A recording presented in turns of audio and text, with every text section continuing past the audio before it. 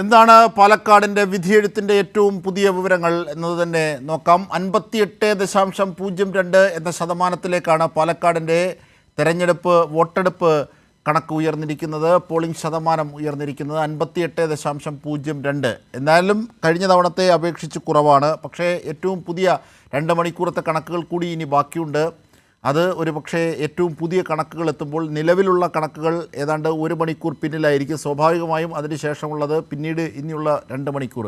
അങ്ങനെ തീരാൻ 2 മണിക്കൂറില്ലെങ്കിൽ പോലും ഏതാണ്ട് ഒരു കണക്ക് 3 മണിക്കൂറിൻ്റെ കണക്കുകളാണ് അവസാനത്തതായി ഇനി യഥാർത്ഥത്തിൽ അപ്ഡേറ്റ് ചെയ്ത് വരാനുള്ളത്. സ്വാഭാവിക കണക്കുകളാണത്, സ്വാഭാവികമായ രീതിയാണ്. അപ്പോൾ ഇങ്ങനെയുള്ള ഒരു സാഹചര്യത്തിൽ കഴിഞ്ഞ തവണത്തെ 75% എന്നതിലേക്ക് ഉയർന്നില്ലെങ്കിൽ പോലും ഒരുപക്ഷെ അതിനടുക്കുന്ന തരത്തിലേക്ക് നേരത്തെ ഉയർന്ന ആശങ്കകൾക്ക് വഴിയില്ല എന്നുള്ളതാണ് പോളിംഗ് ശതമാനത്തിൽ ഉള്ള വളർച്ച മേക്കപ്പ്. എന്നാലും കഴിഞ്ഞ തവണത്തെ 75% ടച്ച് ചെയ്യാനുള്ള സാധ്യതയും കുറവായി കാണുന്നു. ഇങ്ങനെയൊരു പശ്ചാത്തലത്തിലാണ് പോകുന്നത്. പാലക്കാട് നഗരസഭയും മാത്തൂരും പിരായിരിയും കണ്ണാടിയും അടക്കമുള്ള പഞ്ചായത്തുകൾ, പാലക്കാട് നഗരസഭ, ഇവിടെയൊക്കെ പോളിംഗ് ശതമാനം കഴിഞ്ഞ തവണത്തെ ഇതേ സമയവുമായി കമ്പയർ ചെയ്യുമ്പോൾ കുറവായി തന്നെയാണ് കാണുന്നത്. അതാണ് ഇനി 1.5 മണിക്കൂർ കൊണ്ട് മേക്കപ്പ് ചെയ്യേണ്ടത്. 1.5 മണിക്കൂറിലധികം, ഏതാണ്ട് 2 മണിക്കൂർ തികച്ചില്ല. അപ്പോൾ ഇങ്ങനെയൊരു സാഹചര്യത്തിൽ ഏതൊക്കെ തരത്തിലാണ് അവിടെ സംഭവിച്ചിരിക്കുന്ന ട്വിസ്റ്റ്, എന്താണ് ഉപതെരഞ്ഞെടുപ്പിൽ സ്വാഭാവികമായി നിലനിൽക്കാവുന്ന ഒരു സാഹചര്യം തന്നെയാണിത്, പോളിംഗ് ശതമാനത്തിലെ കുറവ്. പക്ഷേ എന്നാൽ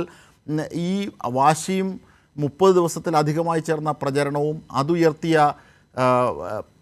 ശ്രദ്ധയുമൊക്കെ പാലക്കാടിൻ്റെ നിയമസഭാ മണ്ഡലത്തെ വല്ലാതെ കേരളത്തിൻ്റെ തന്നെ ശ്രദ്ധയുടെ നെറുകയിലെത്തിച്ചിരുന്നു. അതിന് ഫലവത്തായ അല്ലെങ്കിൽ അതിനനുഗുണമായ രീതിയിലുള്ള ഒരു പോളിംഗ് ശതമാനമാണോ എന്നുള്ളതൊക്കെയാണ് കണക്കുകൾ. എന്നാൽ മറ്റൊരു വശത്ത് പോളിംഗ് ശതമാനം കുറയുന്നത് ഏത് മുന്നണിക്കാണ് നേട്ടമാകുന്നത് എന്നതുമായി ബന്ധപ്പെട്ടും കാര്യങ്ങൾ വിലയിരുത്താവുന്നതാണ്. പോളിംഗ് ശതമാനത്തിൻ്റെ അടിസ്ഥാനത്തിൽ വിജയവും പരാജയവും ഒക്കെ കണക്കാക്കുന്ന രീതികൾ പഴയതിൻ്റേതാണ് എന്ന് പറയുന്ന രാഷ്ട്രീയ നിരീക്ഷകരുമുണ്ട്. എന്നിരുന്നാലും ഏറ്റവും പ്രധാനപ്പെട്ട ഒരു വസ്തുതയായി പാലക്കാട് സംവദിച്ചുകൊണ്ടിരിക്കുന്നത് കേരളത്തിൽ 58.02% എന്നതാണ്. ഇപ്പോൾ പാലക്കാട് നഗരസഭയിൽ നിന്നും ഞങ്ങളുടെ പ്രതിനിധി പി വി കുട്ടനും പ്രതിനിധികൾ ചേരുകയാണ്. പി വി കുട്ടനും നൃപൻ, ഈ 30 ദിവസത്തിലധികമായി പാലക്കാടിൻ്റെ ഓരോ മുക്കിലും മൂലയും നേരിട്ടെത്തി റിപ്പോർട്ട് ചെയ്തിരുന്ന 2 പേരാണ് നിങ്ങൾ. സ്വാഭാവികമായും ഈ ഇപ്പോഴത്തെ കണക്കുകളിലെ കുറവ് ആദ്യഘട്ടത്തിൽ ഉള്ളതുപോലെ ഇല്ലെങ്കിൽ പോലും കഴിഞ്ഞ തവണത്തെ അപേക്ഷിച്ച് നോക്കുമ്പോൾ കുറവാണ്. ആ ഒരു പശ്ചാത്തലം കണക്ക് കൂട്ടിയിരുന്നത് 1 ലക്ഷത്തിലധികം വരുന്ന സ്ത്രീ വോട്ടർമാരാണ്, അവർ ഈ ഉച്ചയ്ക്ക് ശേഷമാണ് എത്തുക എന്നൊക്കെയുള്ള വിലയിരുത്തലാണ്. പക്ഷേ അതൊക്കെ അസ്ഥാനത്തിലേക്കാകുകയാണോ? പോളിംഗ് ശതമാനത്തിൽ കുറവ് രേഖപ്പെട്ടാൽ അത് ആർക്കൊക്കെ അനുകൂലമാകുമെന്നാണ് പൊതുവിൽ വിലയിരുത്തപ്പെടുന്നത്. അത് പഴയതിൻ്റെ കണക്കാണെന്ന് പറയുന്ന രാഷ്ട്രീയ നിരീക്ഷകരുമുണ്ട്. എങ്കിൽ പോലും അജിംഷാദ്, ഇതിനകത്തൊരു കാര്യം, ഇപ്പോൾ നമ്മൾ നേരത്തെ സൂചിപ്പിച്ചതുപോലെ അത്ര വലിയൊരു ഡൗണിലേക്ക്, ഒരു താഴ്ചയിലേക്ക് പോകുന്ന നമുക്ക് പറയാൻ പറ്റില്ല. ഇപ്പം 4 മണിയുടെ കണക്ക് വന്നതിന് 2 മണിക്കൂറിന്റെ കണക്ക് വരാനുണ്ട്. കൂടാതെ തന്നെ സ്വാഭാവികമായും ഗ്രാമപ്രദേശങ്ങളൊക്കെ ചിലപ്പോൾ 6 മണിക്ക് ശേഷവും ആൾക്കാർ ക്യൂവിൽ നിന്നുകൊണ്ട് പോളിംഗ് ഉണ്ടാകാനൊരു സാധ്യതയുണ്ട്. ഇപ്പോൾ ഈ 6 മണിക്ക്, ഈ 4 മണിക്ക് വന്ന കണക്ക് എന്താണ്? 59.16, അതായത് 60% എത്തി നിൽക്കുകയാണ്. ഇനിയിപ്പോൾ ഈ 2 മണിക്കൂർ കൊണ്ട് ഒരു പക്ഷെ അത് 70-ന്റെ മുകളിലേക്ക് എന്തായാലും കിടക്കും. 75 എത്തുമോ എന്നുള്ളത്, കഴിഞ്ഞ തവണത്തെ എത്തുമോ എന്നുള്ളത് നമുക്ക് നോക്കേണ്ടി വരും.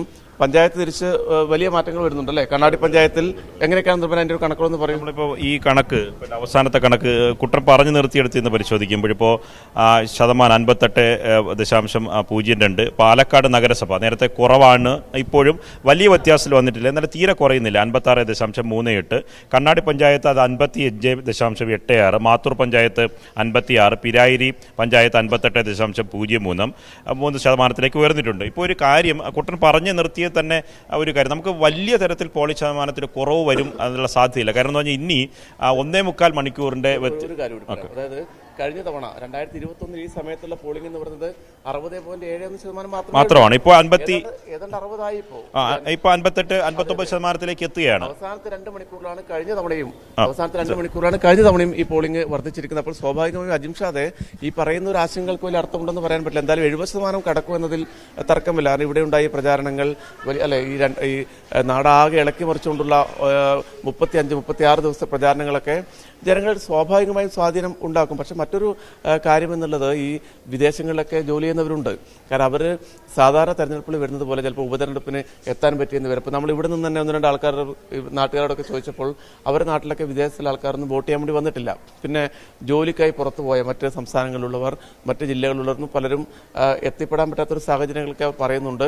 പക്ഷെ എന്നിരുന്നാലും ഒരു വലിയ കുറവ് അനുഭവപ്പെടും എന്ന് നമുക്കിപ്പോൾ പറയാൻ പറ്റില്ല. അത് തന്നെയാണ്. കാരണം അത് കുട്ടം പറഞ്ഞത് വളരെ ശരിയാണ്. കാരണം ഇപ്പോ ഈ നഗരസഭയുടെ തന്നെ മറ്റൊരു ഭാഗത്ത് സച്ചിൻ നൽകുമ്പോൾ ഒരു സീനിയർ സിറ്റിസൺ മൈക്ക് കൊടുക്കുന്നുണ്ടായിരുന്നു. അപ്പോൾ അദ്ദേഹം പറയുന്നു, അദ്ദേഹം ആലപ്പുഴയിൽ നിന്നാണ് വരുന്നത്, അദ്ദേഹത്തിൻ്റെ മക്കളൊക്കെ ഉണ്ട് അവിടെ ജോലി ചെയ്യുന്നവരാണ്, വീട് ഇവിടെ അടുത്താണ്, ബൂത്തിനടുത്താണ്. പക്ഷേ ഒരു ദിവസം മാത്രമേ അവധിയുള്ളൂ, അതുകൊണ്ട് പോയി വരാനുള്ള ബുദ്ധിമുട്ട് കൊണ്ട് അവർ വന്നില്ല എന്ന് പറയുന്നു. അപ്പോൾ അങ്ങനെ സ്വാഭാവികമായുണ്ട്. അതെ, അത്തരം സ്വാഭാവികമായ ചില സാഹചര്യങ്ങൾ കൊണ്ട് എത്തിപ്പെടാൻ പറ്റാത്ത ആൾക്കാരുണ്ടാകാം. അപ്പോൾ പക്ഷേ ഇപ്പോൾ ഞാൻ പറഞ്ഞത്, അതായത് അജിംഷാദ് നേരത്തെ സൂചിപ്പിച്ചത് തന്നെ ഈ പോളിംഗ് കുറയുമോ എന്നുള്ളൊരു ആശങ്കക്കകത്ത്, പക്ഷെ അതിനൊരു അർത്ഥമില്ലെന്നുള്ളതാണ് അജു. എന്താ കാര്യം എന്ന് വെച്ചാൽ 60.71 കഴിഞ്ഞ 2021 പോളിംഗ്. ഏതാണ്ട് അതിന് തൊട്ടടുത്ത് തന്നെ ഇപ്പോൾ 1% വ്യത്യാസമാണ് ഇപ്പോൾ ഉള്ളത്. അപ്പോൾ അതൊക്കെ പെട്ടെന്ന് തന്നെ ഇതിലുള്ള 2 മണിക്കൂറുള്ളിൽ അത് കവർ ചെയ്ത് പോകാനുള്ള ഒരു സാധ്യതയാണ് ഇപ്പോൾ കാണുന്നത്, അല്ലേ നിർബൻ? അജിംഷാദ് ഈ സമയത്ത് നമ്മൾ ഈ ഓരോ സമയത്തെ ഇപ്പോൾ രാവിലെ മുതൽ കഴിഞ്ഞ തവണ രാവിലെ 3 മണിക്ക് മുൻപുള്ള ഒരു വോട്ട്, ഉച്ചയ്ക്ക് ശേഷമുള്ള വോട്ടിംഗ് പാറ്റേണിന്റെ കാര്യം സമയത്തിന്റെ അടിസ്ഥാനത്തിൽ നമ്മൾ അങ്ങനെ വേർതിരിച്ചാൽ പൂർണ്ണമായി ശരിയാവണമെന്നില്ല. പിന്നെ നമ്മൾ മനസ്സിലാക്കേണ്ടത് കഴിഞ്ഞ തവണത്തെ പൊതുതെരഞ്ഞെടുപ്പ് നടക്കുന്നതിന് തൊട്ട് മുൻപുള്ള തെരഞ്ഞെടുപ്പിൽ 77%.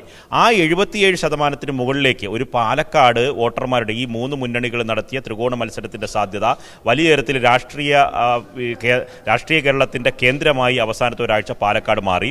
അതൊക്കെ ഒരു തെരഞ്ഞെടുപ്പിനെ പ്രതിഫലിക്കുന്ന തരത്തിൽ വോട്ടർമാരുടെ ഒഴുക്കിലേക്ക് കുത്തി ഒലിച്ച് പോളിംഗ് ബൂത്തിലേക്ക് എത്തുന്ന ഘട്ടത്തിൽ ഒരു തെരഞ്ഞെടുപ്പിന്റെ ഒരു ഓളം ഇതുവരെ ഉണ്ടായിട്ടുണ്ടോ എന്ന കാര്യത്തിൽ സംശയമുണ്ട്.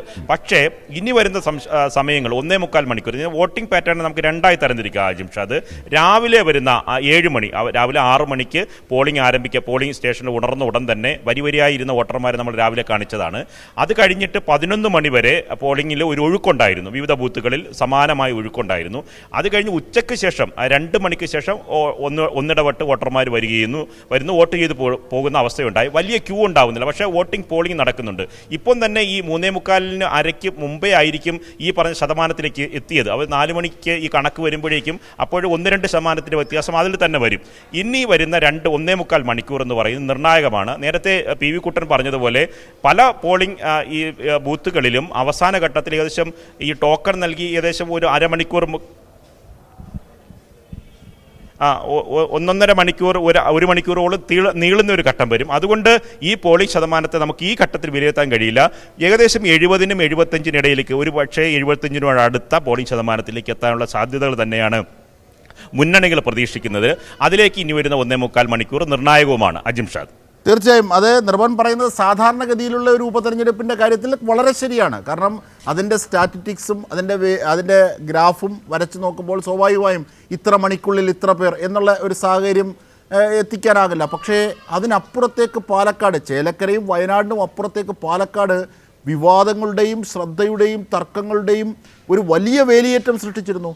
അതിന് അനുഗുണമായ ഒരു ഒഴുക്ക് ഈ പോളിങ്ങിൽ കാണുന്നില്ല എന്നുള്ളതാണ് പൊതുവിൽ വിലയിരുത്തിയത്. അത് ഒഴിവാക്കിയാൽ ശരിയാണ്, കണക്ക് ശരിയാണ്. ഇനിയിപ്പോൾ 1.5 മണിക്കൂർ മാത്രമേ ബാക്കിയുള്ളെങ്കിൽ പോലും ഇപ്പോൾ 59.16 അതായത് ഇത് 1 മണിക്കൂർ അരമണിക്കൂർ മുമ്പുള്ള കണക്കാണ്. അപ്പോൾ വീണ്ടും 2 മണിക്കൂറാണ് കൂട്ടേണ്ടത്. 1.5 മണിക്കൂർ മാത്രമേ ഇനി പോളിംഗ് അവസാനിക്കാൻ സമയമുള്ളൂ എങ്കിൽ പോലും ഇപ്പോഴത്തെ കണക്ക് 2 മണിക്കൂർ കൂടിയുണ്ട് എന്നുള്ളതാണ് അതിൻ്റെ കണക്കുകൾ പരിശോധിക്കുമ്പോൾ മനസ്സിലാകുന്നത്. അപ്പോൾ പക്ഷേ ഈ ആവേശത്തെ അലതല്ലുന്ന ഒരു പോളിംഗ് ശതമാനം ഉണ്ടായില്ല എന്നുള്ളതാണ്, ആ ഒരു തള്ളിക്കയറ്റം ഉണ്ടായില്ല എന്നുള്ളതാണ് നിരീക്ഷകർ കാണുന്ന ഒന്ന്. അത് തെറ്റ് പറഞ്ഞുകൂടല്ലോ നിർപ്പൻ?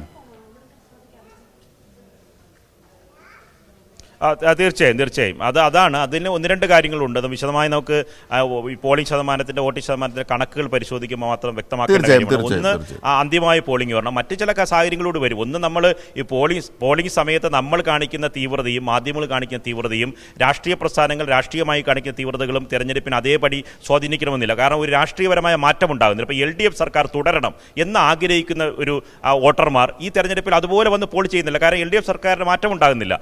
LDF സർക്കാർ സർക്കാരിനെതിരെ പ്രതികരിക്കുന്ന വോട്ടർമാരുണ്ടെന്ന് കരുതുക.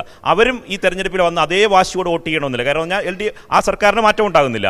ഈ BJPക്ക് അനുകൂലിക്കുന്ന മൂന്നാം മുന്നണി ഈ പറയുന്ന NDA സർക്കാരിനെ സംബന്ധിച്ച് അവർക്ക് വേറെ അവരെ വിശ്വാസികൾ, സാധാരണ നിഷ്പക്ഷമായ വിശ്വാസികളെ സംബന്ധിച്ച് അവർക്കും ഈ തെരഞ്ഞെടുപ്പിൽ ഒരു മാറ്റം ഉണ്ടാക്കാൻ കഴിയില്ല. അപ്പോൾ അങ്ങനെയൊക്കെയുള്ള പല കാര്യങ്ങളുണ്ട്. അപ്പോൾ തെരഞ്ഞെടുപ്പിന്റെ അന്തിമമായ പോളിംഗ് ശതമാനം വന്ന ശേഷം മാത്രമേ അതിന്റെ കണക്കിലേക്ക് എത്താവൂ.